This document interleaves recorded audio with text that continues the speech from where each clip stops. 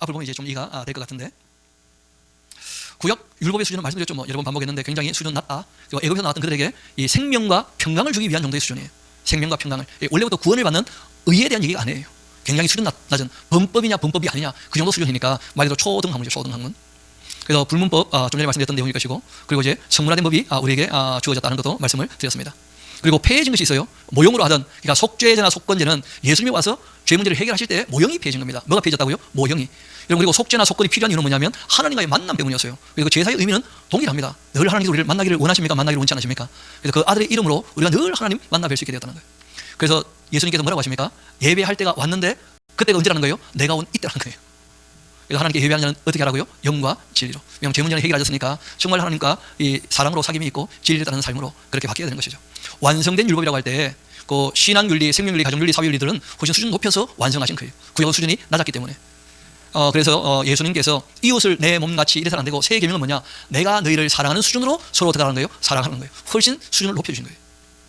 그때나 지금이나 동일한 것은 뭐냐면 거룩을 위하여 정결하게 사는 법은, 생활에 관계된 법은 그때나 지금이나 큰 차이 없어요. 한 가지 차이가 있다면 이스라엘 백성들은 하나님 앞에서 할례와 함께 언약을 맺었던 것이고, 우리 이방인 교회는 그 언약이 아니라 세례를 받고서 우리가 배워서 사랑으로 따르기로 한 거예요. 자원해서. 그래서 우리는 율법으로 말하면 정죄는 없습니다. 왜냐하면 신의 산에서 언약을 맺은 적이 없고 할례로 언약을 맺은 적이 없기 때문에. 그래서 우리는 그 죄와 이 사망의 법에서 우리는 해방이 되었고 정죄함이 없어요. 예수 그리스도 안에 있는 생명의 성령의 법 때문에 우리는 정죄함이 없어요. 그러면서 우리가 사랑한다면 당연히 자원해서 따르는 것으로 신앙이 확인이 되는 것이죠. 그래서 성화된 법들이 있습니다. 그 날과 달과 절기에 관계된 교육에 관계된 법이라든지 이런 법들은 그 법이 정했던 안식일이 있었지 않습니까?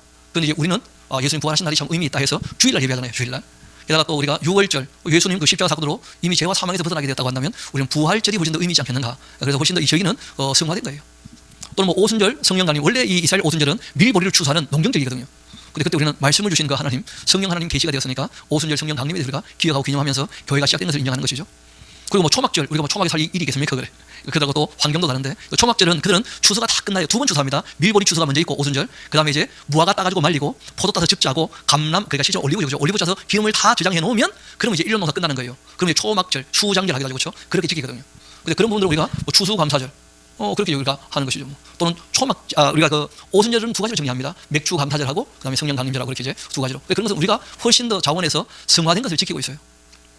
그러니까 뭐 이 구약의 그 법으로 억지로 하는 것을 우리가 알아서 하기로 한 것이니까 훨씬 수준 높은 거예요. 자원해서 하는 것이거든요. 쉽게 사는 것이 아니고. 그래서 우리가 자원해서 하다 보니까 안식년 초막절에 모이라 이러는데 우리는 뭐 1년에 2번씩 그냥 새벽마다 뭐 늘 수요일도 모이자 뭐 이렇게 되는 거 아니겠어요. 자원해서 하기 때문에 얼마든지 나올 수 있어요. 사랑해서 한다면 아무 문제가 없는 것이죠. 그래서 제사법의 그 본질은요, 순종과 만남이에요. 우리 한번 예레미야서 7장 같이 한번 가볼까요?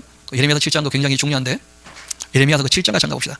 우리가 이 제사에 대해서 좀 정리를 해둘 필요가 있으니까.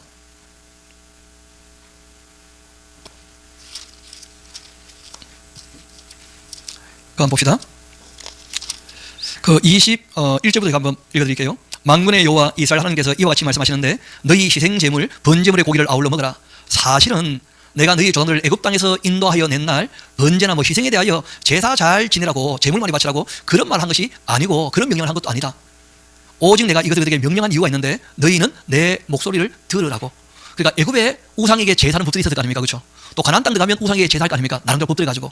근데 하나님이 내가 말한 이 방식대로 제사를 한다면 그 양의 피가 무슨 효력이 있는 게 아니고 내 말을 따르고 있는 너희들의 순종을 보고 만나주겠다는 거예요. 그래서 순종이 제사보다 낫다 이런 말이 나오는 거예요. 그러니까 제사가 무슨 주술적인 능력이 있는 게 아닙니다. 기독교는. 그래서 우리는 그 로만 가톨릭의 미사에 대해서 잘못된 인식이라고 보는 거예요. 당연히. 제사가 중요한 게 아니고 그 말씀에 어떻게 해요? 순종하는 것으로 뭘 갖다는 거예요? 만남을 갖다는 거예요. 왜냐하면 죄라는 것이 하나님과 우리 사이를 어떻게 하고 있습니까? 가리고 있으니까. 그래서 죄 문제는 내가 얼마든지 아들 보내서 해결할 거니까 그때 이제 해결하면 되는 것이고, 너희가 지금 나를 만나려면 적어도 내 말이 어떻게 된다는 거예요? 순종해야지 만남을 가질 수 있다는 거예요. 인격적인 관계가 이루어질 수 있다는 거예요. 그것이 원래 제사의 그 본질이었어요. 그래서 사실은 하고 이제 얘기를 한 거죠. 내가 너희 조상들을 애굽 땅에서 인도해 낸 날 번제나 희생에 대하여 말한 건 아니고 명령하지도 않은 것이다. 오직 내가 이것을 그들에게 명령하여 이르기를 너희는 나의 목소리를 들으라고. 그렇게 하면 나는 너희 하나님이 되겠고 너희는 내 백성이 될 것이라고. 너희는 내가 명령한 모든 길 걸어가라. 그러면 복받게 될 것이라고. 그렇게 이제 말씀하시고 하나님 사람을 부지런히 보냈는데 안 했다는 거죠. 참 하나님 그것을 안타까워 하시는 거죠. 우리 앞으로 한번 봅시다. 뭐 이미 제사가 나왔으니까 제사의 종류들이 꽤 있습니다. 번제라고 하는 동물을 태워서 예물로 드리는 제사예요. 그리고 이제 상번제, 매일 이제 아침 저녁으로 번제를 하는 거예요. 번제를. 그다음에 소제는 그 동물은 이 번제라 그러고 그 식물은 식물을 태울 때 소제라 그래요. 소제. 그래서 농사 짓는 사람은 소제를 하는 거죠. 그래서 다 하나님께 향기로운 그 예물입니다. 예물. 그리고 이제 이 화목제라고 하는 셀렘이라는 게 있어요. 감사제이기도 한데 그 명절이나 경축이나 나실이나 서원하는 사람들이나 또 감사한 일이 있을 때 하나님을 찬양하면서 이 고기는요 이웃과 나눠 먹는 것이 본질이에요. 그래서 감사의 제사, 나눔의 제사, 화목의 제사 뭐 이런 것이죠. 그다음에 이제 속죄제 이게 이제 하타 예수님이 완성하신 것이죠. 본인이 제물이 되셔가지고 왜냐하면 소나 양의 피를 가지고는 인간의 죄를 속할 수가 없어요. 가치가 너무 안 맞아요. 그래서 하나님께서 그 순종을 보시고 덮어주시는 것이고 그 아들의 피로 죄값을 어떻게 해요? 치르게 하셨다는 거예요. 이런 것은 이제 우리가 좀 이따 한번 보게 될 겁니다. 속죄제도 마찬가지죠. 반드시 5분의 1 더 좋은 것으로 그 대가를 지불하고 물건에 대한 손상이 있었을 때 그리고 이제 속죄하게 한 것입니다. 그 다음에 서원이라는 제사가 있어요. 하나님과 약속을 맺었다면 사람들에게 알리기도 하고 하나님께서 약속을 했던 것대로 하나님께서 이루어졌다면 당연히 이제 하나님 앞에 갚아야 하는 서원을 갚는 그 서원제가 있어요. 그리고 이제 위임제가 있습니다. 그 제사장을 이제 위임할 때 하는 그 제사죠. 또 수은제 말 그대로 은혜를 주신 것에 감사하는 제사예요. 말 그대로 그냥 은혜 베풀어 주셔서 고맙다는 것이죠. 그 다음에 낙헌제 하는 것은 뭐냐면 성읍을 이제 하나님께 드려서 하나님의 보호를 받는 것이죠. 낙헌제 그렇게 얘기합니다. 또 봉헌식, 이 낙성식이 또 있죠. 그래서 하나님의 것은 하나님께로 이제 드리는 것이고 헌신을 다짐하고 또 주님의 것이니까 하나님이 보호해 주기를 바라는 것이고 또 희생제사 하는 것이 있습니다. 제바그 하는 말, 이 말에서 고르반이라는 말이 나온 거예요. 하나님을 위해서 자신의 것을 어떻게 하겠다고요? 희생하겠다는 거라. 그런데 부모님께 드릴 것을 하나님께 드림이 되었다 하기만 하고 부모님 부양 안 하면 그 나쁜 놈이라는 거예요. 우리가 당연히 이제 하나님께 사랑을 표현하는 것처럼 당연히 사람들과 사랑도 너무나 소중한 것이죠. 이런 여러 가지 제사의 내용이 있고 그 다음에 제사의 방식이 또 여러 가지가 있습니다. 화재 불에 태우는 제사라는 게 있고 또 포도주나 기름이나 액체를 이렇게 부어드리는 그런 이제 전제라는 제사가 있어요. 또 때로는 이제 독주를 빚었을 때 독주를 하는 게 부어드리기도 하고 그런 제사가 있습니다. 액체를. 그 다음에 요제라고 하는 것은 하나님께 기쁨을 표현하며 흔들어드리지만 그 흔들어드렸던 제물인 고기는 제사장이 가져가요. 그리고 또 하나님 앞에 레위 지파가 제물이 됩니다. 이스라엘 백성을 위해서. 그리고 이제 제사장들을 다 하나님께 제물로 바쳐요. 태워 바치면 큰일 날 거 아닙니까? 사람인데. 그래서 이들은 이제 흔들어 바쳐요. 왜냐하면 흔들어 바치면 하나님께서 기쁨을 나누자면서 돌려주시거든요. 원래 레위 지파 전체가 하나님의 것인데 하나님께서 그것을 이스라엘 백성들을 위하여 봉사하도록 돌려주셨다는 거예요. 그래서 민수기를 보면 레위인들 전부 다 요제로 하나님께 바치게 됩니다. 그 제물을 흔들어 바치는 거죠. 여러분 신나면 흔들어지기잖아요. 요제 기쁨의 제사, 기쁨의 제사. 그래서 하나님과 함께 기쁨을 나누면 하나님께서 다시 이제 은혜를 베풀어 주시는 것이죠. 거제라고 하는 것은 들어서 올리는 거예요. 우리가 거수하듯이 제물을 흔드는 게 아니고 이번에는 이렇게 들어서 올려드려요. 그럼 하나님께서 고맙다, 니 갖다 먹으라 하면 이제 제사장이 갖다 먹습니다. 그래서 이런 제사에는 여러 가지 또 형식이 있기도 해요. 우리가 좀 전에 읽긴 했습니다만은 호세아서도 이런 말씀이 있죠. 나는 인애를 원하고 제사를 원하는 게 아니고 번제보다도 뭘 원한다고요? 하나님 아는 것을 원한다. 그래서 그 예수님도 똑같이 그렇게 말씀하시고 히브리서 기사도 똑같이 얘기하는데 여러분 히브리서 10장을 보면 율법이라는 것이 장차 오는 좋은 일의 그림자요. 제사법은 그렇습니다. 참 형상이 아니기 때문에 해마다 늘 드리는 바 같은 제사로 나오는 자들은 이 짐승의 피를 가지고는요 언제든지 온전히 할 수 없다는 거예요. 그렇지 않으면 성기는 자들이 한 번에 정결이 돼 다시는 죄를 대한 일이 없을 텐데 어찌 된 일을 거치지 않았겠는가. 그러나 이 제사들 해마다 죄를 어떻게 한다고요? 생각나게 하는 거예요. 왜냐하면 황소나 염소의 피는요 능히 죄를 없이 할 수 있습니까? 없습니까? 안 된다는 거예요. 그래서 이 레위기 그 1장부터 시작해서 그 9장까지가 실제로 이제 그 7장까지가 제사에 관한 그리고 이제 8장 9장이 위임식에 대한 그리고 10장에 아주 중요한 내용이 있습니다. 제사한다고 할지라도 꼭 기억하셔야 돼요. 하나님이 명하지 않은 다른 불을 가지고 제사하면 우리가 보기에는 불은 똑같은 불이잖아요. 근데 하나님이 명하신 불이 있어요. 번제단의 불을 가지고 안에 가서 향을 피우고 불을 피워야 되거든요. 불을 켜야 되는데 다른 불을 갖고 하면 죽는 거예요. 이유는 다 어디 있습니까? 하나님이 지금 요구하시는 그 제사가 제물입니까? 피입니까? 아니면 제사 의식입니까? 아니면 말씀에 대한 순종을 요구하는 것입니까? 그러니까 다른 불을 갖고 오면 그는 제사의 의미가 없다는 거예요. 그 죽여버리는 거예요 그냥. 그래서 나닥과 아비우가 다른 불을 갖고 왔다가 죽은 일이 있었어요. 일벌백계죠. 그래서 우리가 하나님을 바르게 안다는 것이 신앙생활에 굉장히 중요해요. 그리고 성경을 통하여 그분의 요구를 안다는 것도 굉장히 중요합니다. 하나님이 말씀하지 않으시고 요구하지 아니한 것을 가지고 신앙생활의 기준으로 삼고 있다면 그는 굉장히 위험해요. 다른 불이니까. 그래서 우리가 성경을 이 교회 안에서 읽는 것 그리고 가르치는 것 권하는 것 여기에 창념해야지 다른 데 관심을 두고 다른 내용을 교회의 기준으로 삼고 있다면 그거 굉장히 위험합니다. 다른 불일 수 있다는 거예요. 성경이 우리에게 요구하신 것을 하는 것이 그게 올바른 신앙의 자세가 됩니다. 그래서 레위기는 이제 그런 내용이니까 별로 어렵지 않죠. 그리고 11장은 음식 규정인데 여러분 그 고기를 마음껏 먹지만 이제 고기를 좀 가려 먹으라는 거예요. 애국에서 나왔으니까. 그래서 뭐 단순합니다. 육고기는 쪽발이 갈라지고 대림질하는 것. 그 다음에 이제 물고기는 지느러미가 있고 비늘이 있는 것. 그리고 이제 그 새들은 그 말로 그 가금류라 그래요. 보통 딱 보면요 먹게 생긴 것들을 먹으면 돼. 그러니까 뭐 까마귀 또는 뭐 독수리, 맹금류 뭐 이런 건 안 돼요. 이런 거는. 그래서 보면 이 통상적으로 먹는 그 새들이 몇 종류가 있습니다. 그러니까 비둘기 종류들, 닭 종류들, 오리 종류들, 그리고 이제 뭐 그쯤 될 겁니다. 뭐 그냥 꽁 종류들 뭐 이런 정도 가능할 텐데 그 가금류 계통에 있는 것들 먹을 수 있는 것들은 몇 가지가 있어요. 몇 가지가 그런 정도 우리가 먹을 수 있는 것이고 그래도 먹어도 또 뭘 먹으면 안 됩니까? 기름 먹으면 안 되고 피도 먹으면 안 돼요. 이때 이제 이 기름이라고 하는 것은 그 고기에 박혀 있는 마블링을 얘기하는 것은 아닙니다. 왜냐하면 성경을 보면 살진 것을 먹는 것은 기쁨으로 허락이 되어 있어요. 그래서 주일날 살진 것과 단 것을 먹으라. 하나님을 기뻐하는 것이 뭐라고요? 너의 힘이다. 이런 얘기를 하셔요. 솔로몬 때도 이제 그 곡식을 먹여서 살진 짐승도 잡고 그다음에 풀만 먹었던 그 고기도 잡고 이렇게 함께 먹습니다. 잔치 음식은 얼마든지 허락되는데 기름 먹지 말라고 할 때는 어떤 기름을 얘기하느냐면 내장에 있는 기름. 여러분 그 고기를 잡으면 아시는데 의외로 그 기름 덩어리가 많습니다. 내장에 보면 내장에 있는 기름 덩어리 먹지 말라는 건데 그 기름도 뒤집어가지고 대창이라고 부어 먹고 그러면 안 됩니다. 그거 위험해요. 성경이 그런 기름을 먹지 말라는 거예요. 내장에 붙어 있는 기름 덩어리는 먹지 말라는 거예요. 또 피하 지방 그 전부 기름 덩어리거든요. 그런 기름을 먹지 말라는 거예요. 기름 덩어리들. 그러니까 돼지 기름을 그 라유 굳혀가지고 그 가지고 볶음 해 먹으면 구수하고 좋긴 한데 하나님께서 뭐라고 하시느냐면 부정하다는 거예요. 하나님이 정하지 않다면 뭐 정하지 않은 거죠. 뭐. 그 곤충도 마찬가지입니다. 요즘에 이제 곤충에 대해서 좀 더 관심이 있게 되는데 단백질 공급원으로 실제 곤충은 뛰는 다리가 있고 이제 날개가 있는가. 귀뚜라미나 메뚜기 종류 정도 다 먹을 수가 있는 것이고 또는 지네나 웜 이런 거 먹으면 안 됩니다. 다리가 많은 거 기어다니는 거 이런 거는 안 먹는 게 좋아요. 성경이 먹지 말라는 건 안 먹으면 됩니다. 그냥. 고기 좀 가려 먹으라는데 이 모든 내용에 중요한 이유가 있습니다. 11장 같이 한가 봐요. 11장 그 음식에 대한 규정인데 11장 그 44절 같이 한가 봅시다.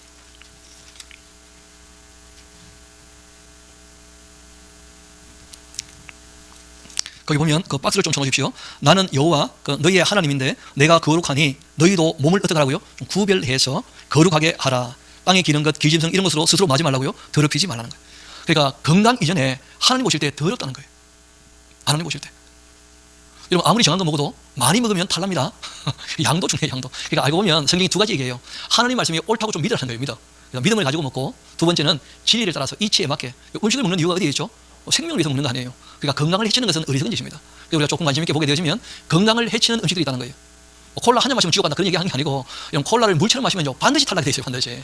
그래서 우리가 음식을 먹을 때 그 이치에 맞게 먹어야 돼요. 건강을 위해서. 삶에 유익되도록 먹어야지. 사람들이 맛있다고 삶에 해로움에도 불구하고 먹는 사람들이 있다는 거예요. 그렇게 해서는 안 되는 것이죠. 음식은 의외로 여러분 조금만 생각하면요 가리기도 쉽고 그리고 정한 거 먹을 수 있습니다. 얼마든지. 그래서 하나님께서 두 가지를 얘기했습니다. 하나님 말씀대로 믿고 먹지 않으면 그 하나님 보실 때 부정하다는 거예요. 부정해. 그리고 이제 진리를 따라 먹지 않으면 뭐가 문제가 생겨요? 우리 몸에 건강에 문제가 생겨요. 그래서 이집트 사람들처럼 병 걸리게 되고 가나안 땅 사람들처럼 아프게 된다는 거예요. 그래서 간략하지만 몇 가지 말씀드릴 테니까 여러분 다 아는 거예요. 네, 문제는요 아는데 안 해서 또 얘기하는 거예요. 아는지 안 해서. 그래서 일단 음식의 가장 기본은요 소식입니다. 소식. 여러분 그 음식을 많이 먹으면 반드시 탈나요. 그래서 보통 건강하게 그 장수하시는 분들은 대부분 다 소식을 해요. 소식을. 그건 뭐 거의 국제적 룰입니다. 소식이고 그리고 하나님께서 제일 처음 말씀하신 게 그 식물성 음식이죠. 그렇죠? 과일, 채소. 뭐 견과류 다 마찬가지인데 그 말 그대로 우리가 소채, 근채, 과채라고 그러죠. 그렇죠? 그래서 이 이파리 채소, 뿌리 채소, 줄기 채소, 과일 채소 이런 것들 우리가 그 제철에 나는 것 가지고 컬러풀하게 좀 먹어야 돼요. 그 이유가 있습니다. 가장 먼저 중요한 영양의 3요소가 있잖아요. 그렇죠? 3대 영양소. 그 탄수화물하고 단백질하고 지방질 아닙니까? 근데 요즘에 우리가 알게 되었죠. 탄수화물 많이 먹어서 문제가 많이 생겼구나. 이런 걸 알게 된 거예요. 왜냐하면 영양소 비중 중에 탄수화물이 너무 많은 걸 차지했다는 거예요. 그리고 이제 이 고기 단백질이 굉장히 고급이긴 합니다만은 실상은 우리 몸에는 이 고기 단백질을 많이 먹으면 우리 몸의 균들 중에서요. 그 우리 몸을 아프게 하는 균들이 훨씬 번성하게 돼요. 식물성 단백질을 먹으면 유익균이 많아집니다. 알고 보니까 소화도 소화지만 균들이 활성화되어야 되는데 그 비율이 한 7대 3 돼야 되거든요. 유익균과 함께 우리 몸을 해롭게 하는 게 아니고 꼭 필요한데 이게 많아지면 해로워져요. 그런 균들이 있어요. 균들이 종류가 꽤 많거든요. 그래서 그 비율이 한 7대 3쯤 균형을 이루어야 되거든요. 그렇게 잘 균형을 맞추려면 동물성 단백질보다는 식물성 단백질이 유익하다는 거예요. 그리고 여러분 웬만한 것은요 필요한 영양소 대부분 다 들어있습니다. 가만 보면. 그래서 우리가 골고루 먹으면 돼요. 어떤 의사가 20가지 종류만 골고루 먹어도 아무 문제가 안 거나 이것저것 다 맞게 되니까. 그게 모르면 여러분 골고루 드세요. 깨끗한 것으로. 부정한 거 더러운 거 골고루 먹으면 반드시 병 옵니다. 깨끗한 것으로 먹는데 그 3대 영양소를 꼭 챙겨 먹어야 됩니다. 지방도 마찬가지예요. 여러분 식물성 지방이요 훨씬 더 복잡하고 우리 몸에 유익해요. 그래서 이 탄수화물, 단백질, 지방질 이런 거 꼭 우리가 챙겨 먹어야 되겠죠. 그렇죠? 그렇다 할지라도 뭐 하면 안 된다고요? 과식하면 좋지 않대요. 과식하면. 그리고 음식물은 단당류보다 복잡한 음식물일수록 우리 몸에 천천히 흡수되면서 허기가 덜 느껴지는 것이니까 몸에 건강에 유익될 겁니다.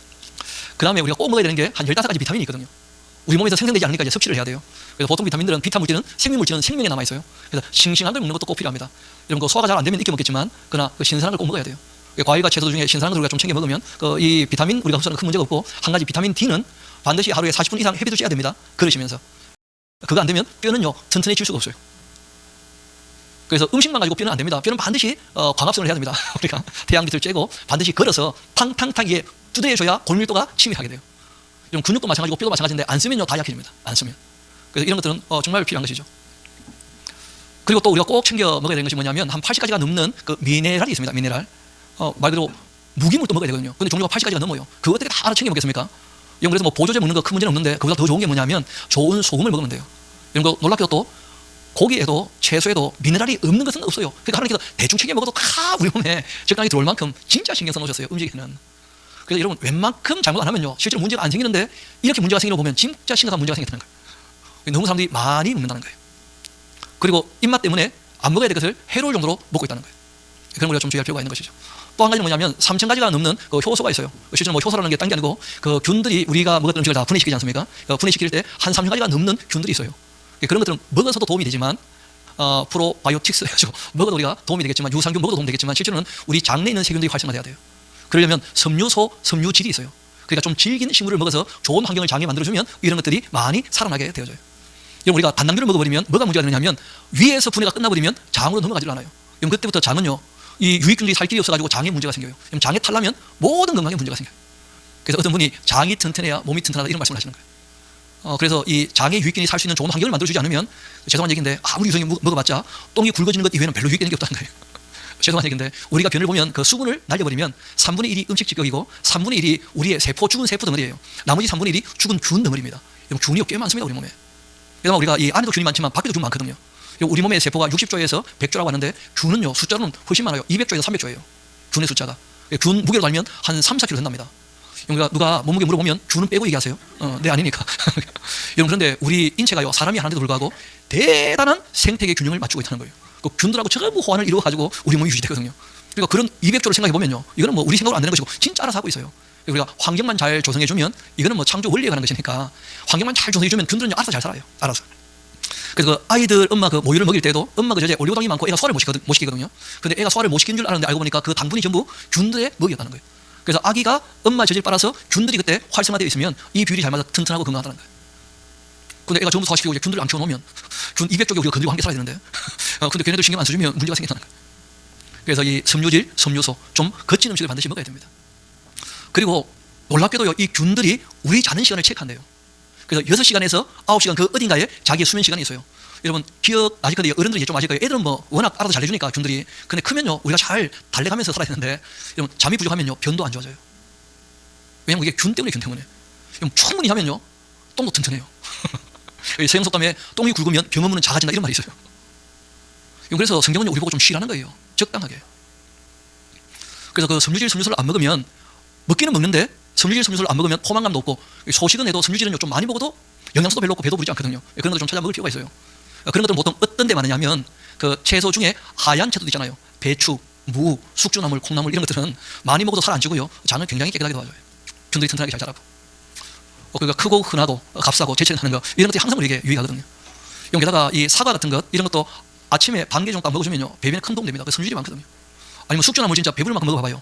정말 기분 좋아요. 쑥 나오거든요. 근데 그게 안 나오고 이제 남아 있다가 굳어버리면 그러면 이제 온몸에 병이 생기기 시작해요. 온몸에. 그런 걸 굳어지지 않도록 잘 관리해야 돼요. 그러려면 물도 충분히 먹어야 될 뿐 아니라 잠도 충분히 자야 돼요.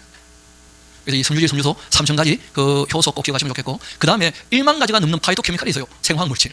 이거 10,000가지가 넘는데 어떻게 챙겨먹겠어요 그래. 그러니까 알고 보니까 모든 음식에 있는 맛이나 향이나 색깔이 이미 다 들어가 있는 거예요. 그래서 다시 말씀드립니다. 그러니까 과채, 근채, 소채, 온갖 과일들, 견과류들 그리고 곡물을 먹을 때도 통곡물로 해서 우리가 먹을 때 조금은 소식을 하되 섬유질은 조금 많이 챙겨 먹는 쪽으로. 그리고 제철에 나는 것을 가지고 어떻게 해요? 컬러풀하고 다양하게 먹어야 돼요. 여러분 요즘에 이제 그 색깔 음식에 대한 관심을 다시 갖게 되었어요. 왜냐하면 모든 이 식물이 갖고 있는 색깔에 우리 몸에 정말 중요한 안티에이징 물질, 생화학 물질이 많거든요. 항암 물질이 다 배우면 다 그런 거예요. 그러니까 그런 거 깎아 먹지 마세요. 심지어 어떤 분은 가지도 깎아 먹더라고. 그런 이상한 짓 하면 안 됩니다. 그리고 이 가지 같은 것도 알고 보면 섬유질이 많은 것이고 우리 몸을 참 깨끗하게 해주는 실제로는 그 과잉된 영양소를 많이 가지고 나가줘요. 그래서 복부에 그 지방에 쌓여서 비만하게 되었다면 가지 같은 거 신으시면 좋아요. 근데 가지는 익혀 먹어야 됩니다. 독성 물질이 있어요. 익히면 다 사라져요. 우리나라 사람들은 딴 나라는 독이 듬풀이라는데 먹는 것들이 몇 가지가 있어요. 고사리. 우리는 삶아 줬죠 그냥. 그러면 해독이 된다 해독이. 여러분 쑥, 그 프랑스 가면요 그 쑥은요 독차서 못 먹게 해요 법적으로. 그런데 뭐 우리는 쑥감 뭐 다 삶아 줬죠 그냥. 그래서 우리는 다 먹어요 그거.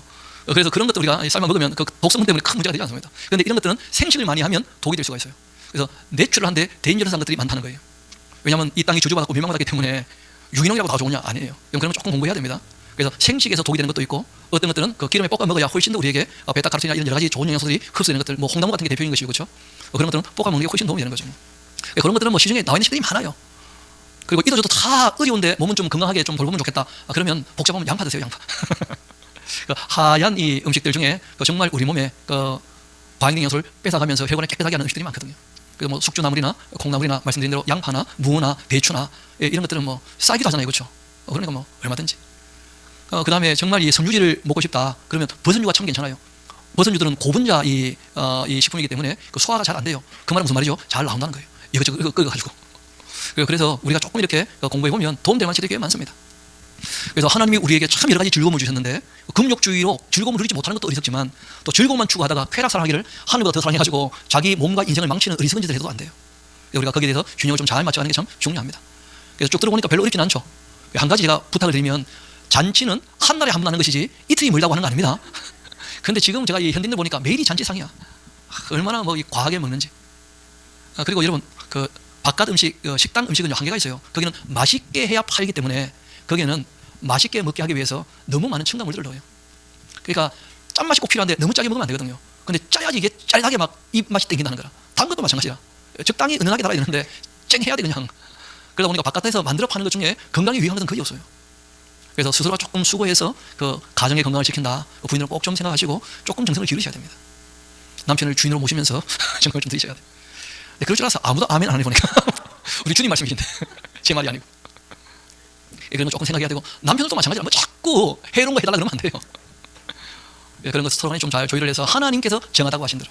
하나님이 부정하다고 하는 것은 먹으면 부정하게 됩니다. 하나님이 부정하다고 하시는 것이니까 기준은 거기에 있는 거예요. 그런 것들은 뭐 앞으로 또 나오면 좀 다루게 될 테니까 음식 먹는 거 별로 어렵지 않죠. 그리고 정말 제가 부탁드리는 것은 현대인들의 수면 시간이 너무 적다는 거예요.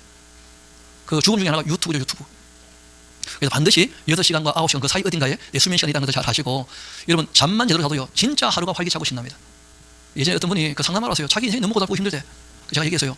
잠을 푹 좀 주무시라. 이거는 잠이 기도다, 잠이. 잠을 푹 주무시라. 근데 2주 후에 와서 고백을 하시더라고. 인생 정말 살만하다는 거야. 이건 진짜 상쾌합니다. 잠만 제대로 자도.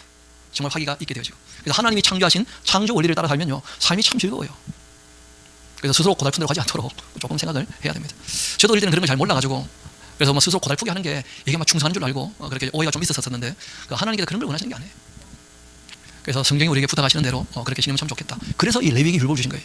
그 12장은 뭐 잘 아시는 것처럼 산모와 아기를 위한 복음의 말씀인데 남자 아이를 놓으면 40일 동안 산후조리, 여자 아이를 놓으면 80일 동안 산후조리 하는 거예요. 좀 여자가요 배나 더 귀하다는 거예요.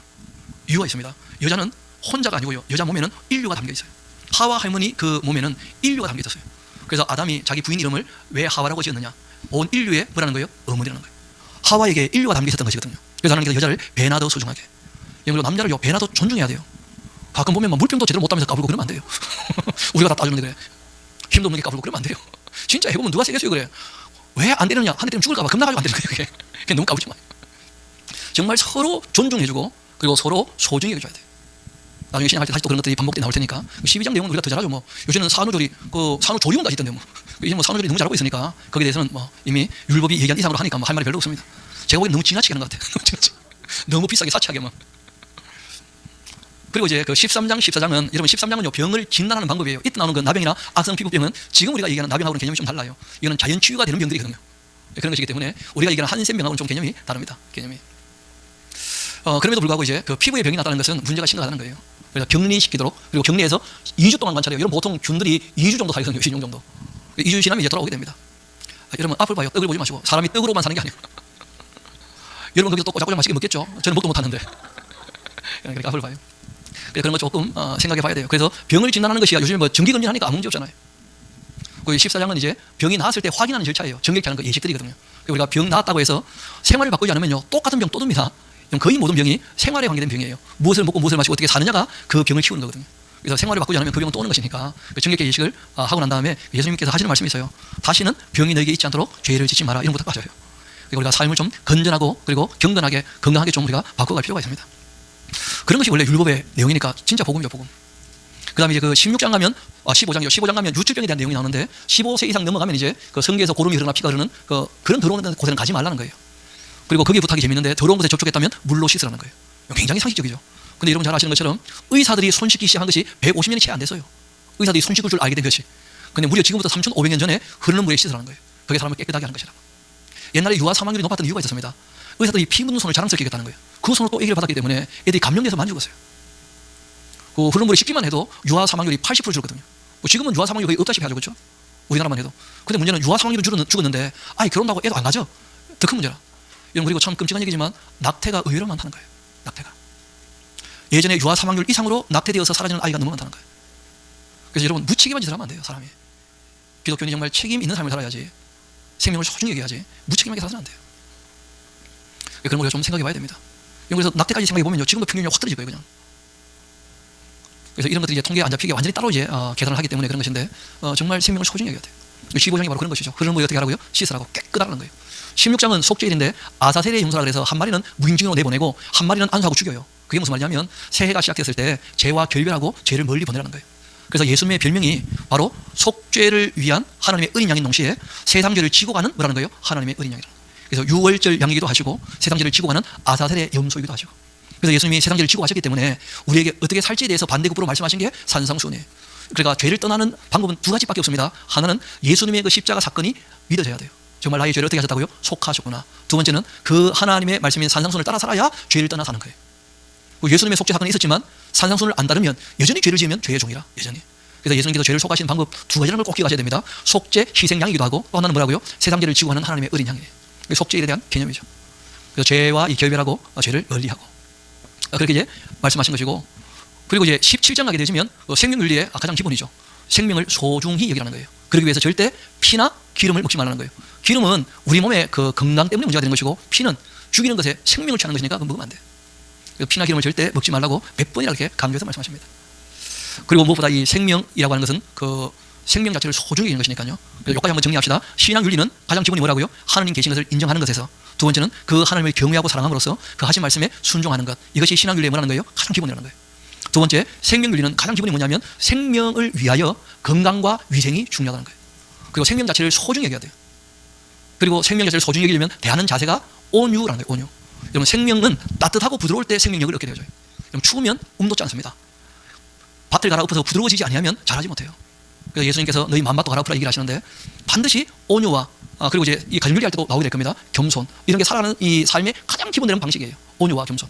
그래서 예수님께서 삶의 짐이 무거우면 나에게 와서 짐지는 법을 배우라는 거예요. 삶의 짐을 질 때 온유하고 겸손하면 전혀 무겁지 않다는 거예요. 인생의 짐이. 그 인생의 짐이 무거워지는 사람은 왜 무거워지느냐? 내가 난데하면서 교만하기 때문에 무거워지는 거예요. 나는 원래 그런데 뭐 원래 나는 그냥 무수리과다 이러면 아주 편해 인생이. 근데 공주과인데 뭘 섬기려고 해봐봐요. 공주가 이런 짓을 하면 되나 해가지고 늘 괴로운 거예요, 늘 인생이. 그래서 이 섬기는 데 익숙한 사람들은 인생이 별로 불편하지 않습니다. 그래서 이 교만이 문제가 되는 것이고 그 굳어지는 것이 문제가 되는 거예요. 그래서 온유라는 게 굉장히 중요한 것입니다. 그리고 이제 18장이 가정윤리예요. 아주 단순하지만 여러분, 성윤리가 가정윤리이기도 한데, 왜냐하면 그거는 관계이고 대화이고 그런 것이거든요. 몸의 대화니까요. 그래서 부부관계 이외에 어떤 성관계도 용납하지 않습니다. 성경은 성관계 자체를 죄악시하지 않습니다. 그러나 하나님이 내신 뭐가 있다는 거예요? 선이 있다는 거예요. 부부관계를 넘어선 성관계는 용납하지 않으시는 거예요. 그래서 거기에 대해서 막 이 별별 얘기가 다 나와요. 읽어보면 아시겠습니다만 이 모든 내용들이 애굽 사람들이 하던 짓이고요, 가나안 사람들이 하고 있는 일이었다는 거예요. 그래서 너희들은 그렇게 하지 말라는 거예요. 가정을 소중히 여기라는 거예요. 여러분, 예전에 그 그리스 그리고 로마가 이 문화적으로 또 그 로마 국가가 통치할 때 헬라 문화로 또 로마가 통치를 할 때도 마찬가지로 그 음행이라고 하는 것, 이 가정을 소중히 여기지 않고 쾌락만 추구했던 그런 시대가 항상 있었어요. 지금도 못지않을 겁니다. 지금도. 그래서 기독교인들은 정말 깨끗해야 돼요. 그런 면에서 마음도 몸도 깨끗할 필요가 있어요. 가정을 어떻게 하라는 거예요? 소중히 여기라는 거예요. 가정윤리를 다시 한번 말씀드립니다. 우리가 창세기부터 봤잖아요, 그렇죠? 뭐가 중요하다고요? 가정에는 질서가 중요하기 때문에 평화를 위해서 순종과 책임이라는 게 너무나 중요해요. 그래서 부인의 순종과 남편의 그 책임, 자녀의 순종과 부모의 책임, 이런 게 가정에서 굉장히 중요합니다. 그리고 뭐 부모를 떠나면 신경 쓰면 안 됩니다. 남의 가정인데. 남의 가정에 너무 신경 쓰지 마요. 신경을 꺼요 그냥. 그렇지만 내 품에 있을 때는요, 정말 끝까지 책임져야 돼. 끝까지. 그리고 또 품을 떠나도 뭐 사랑하니까 또 끝까지 책임지는 거죠 뭐. 그러나 책임진다는 것과 간섭한다는 것은 다른 개념입니다. 절대 상대의 인격이나 양심을 침범해서는 안 돼요. 그건 그의 고유의 영역이에요. 그걸 침범하는 순간 자녀는 노여워져요. 그래서 예전에 우리 그 유교 사회에서 가부장적 사회가 행복하지 못한 이유가 거기에 있어요. 아빠가 자꾸 인생을 어떻게 합니까? 통제하고 간섭을 하니까. 상대를 비인격적으로 대하니까 어느 누구도 행복하지 못한 거예요. 그럼 참 주의할 필요가 있습니다. 가정윤리가 그런 것이죠. 또 부모를 안 떠나면 안 되는 거죠 뭐. 부모를 떠나지 못하고 또 부모가 떠나보내지 않으니까 문제가 되는 거예요. 그러니까 남편이 결혼해보니까 아는 거라, 엄마는 원숙한 여자고 자기 부인은 초보자야, 초보. 그러다 보니까 엄마한테 마음이 가요. 경상도에 속담이 있어요. 남자는 결혼하면 효자가 된다는 거라.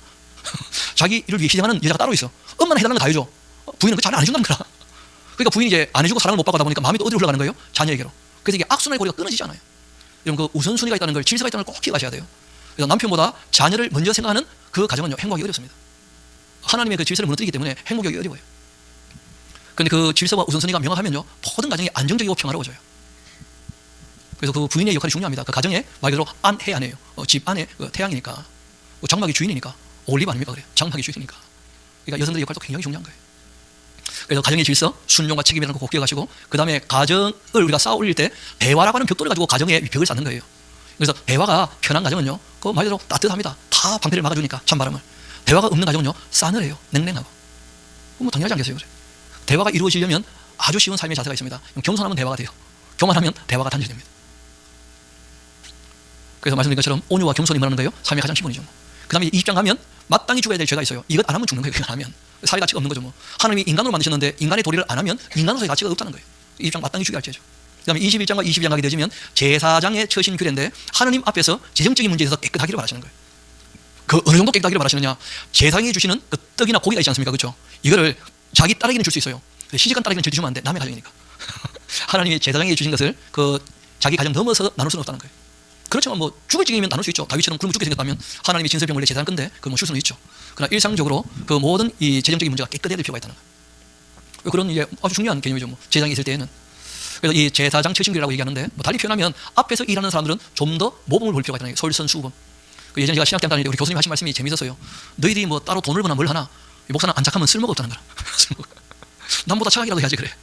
근데 문제가 목사가 교회에서 못 돼가지고 성도들이 너무 힘들어하는 교회들을 많이 봤다는 거예요. 이 교수님. 그래서 우리 보고 막 부탁을 하시더라고. 일단 착해야 된다. 일단 남들보다 더 착해야지 그래. 제가 봤을 때 너무 맞는 말이에요. 그래서 앞에서 일하는 사람들은 남들보다 조금 더 하는 것이 중요합니다. 조금 더 하는 것이.